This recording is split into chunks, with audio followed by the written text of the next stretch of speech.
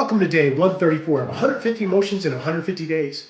Today's emotion is revulsion, and its origin is Latin, meaning a tearing off, an act of pulling away. The story it tells us is I can't look, the impulse it creates to turn away from, and its purpose tell us what is too awful to see. As a dignity practitioner, I understand in revulsion we are unable to remain in the presence of a person or situation.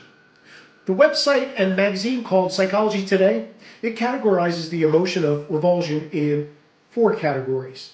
The first is core disgust, triggered by things like spoiled food, foul odors, or pests that present a direct disease risk.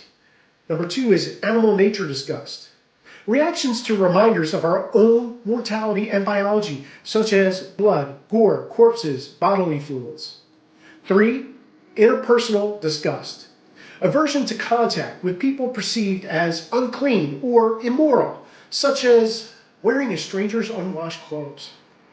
And then the 4th category is moral disgust, a visceral reaction to violations of social or ethical norms such as racism, betrayal, or extreme cruelty.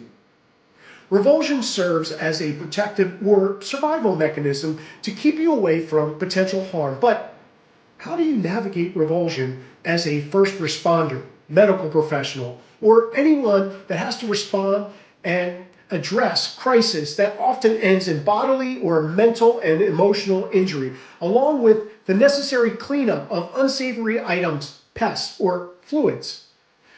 Where are my parents out there?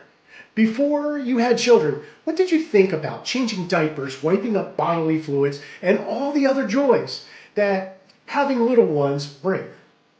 I know as a father, starting in 1997, again in 1999, and again in 2000, there were many diapers, illnesses, and revolting substances to clean up.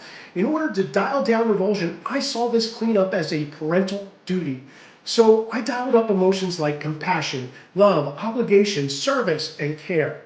This carried over into my law enforcement career for the community that I took an oath to protect and to serve. I visited my friend Mike Brown last week.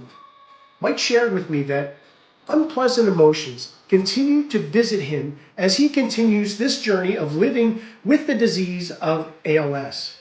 Mike allows himself to visit with these emotions. He gets curious as to why they're visiting with him, and then Mike consciously chooses to dial down the emotions that do not serve him. And he dials up the emotions that will help him win the next moment. This is defined as emotional regulation. There are 0 days to waste.